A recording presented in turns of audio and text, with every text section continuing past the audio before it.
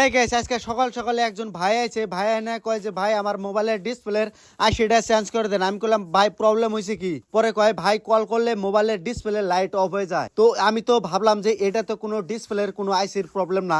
তো অনেক দোকানে গেছে, তারে ভাইরে কই দিছে যে 500-700 টাকা বিল উঠবো। তো ভাই আমার রেগুলারলি ভিডিও দেখে ডাইরেক্ট আমার দোকানে আইছে। তো আইনে আমি মোবাইলটা একটু টিপে টুবে দেখলাম যে ভাইয়ের মোবাইলের অ্যাকচুয়ালি কোনো আইসি মাইসির কোনো খারাপ হয় নাই, মোবাইলের যেটা সেন্সর এই সেন্সরটা খারাপ হয়েছে। তো ভাইরে আমি কইলাম এটা আপনার আমি ফ্রিতে ঠিক করে দিমু। তো এটা ঠিক করার জন্য ডাইরেক্ট সরাসরি আমি আপনার সেটিংয়ে গেছি, সেটিংয়ে যাই না PROX মানে সার্চ করছি, এই যে সেন্সরের অপশনটা এটা অফ করে দিছি। অফ করে দেওয়ার পরে দেখি ভাইয়ের প্রবলেমটা সলভ। তো ভাইরে আমি মোবাইলটা ডাইরেক্ট কল করে ডাইরেক্ট সেটিং মেটিং করে লাউড স্পিকার দিয়ে দেখাইলাম যে ভাইয়ের লাইটটা অফ হয়ে যায় না ঠিক হয়ে গেল।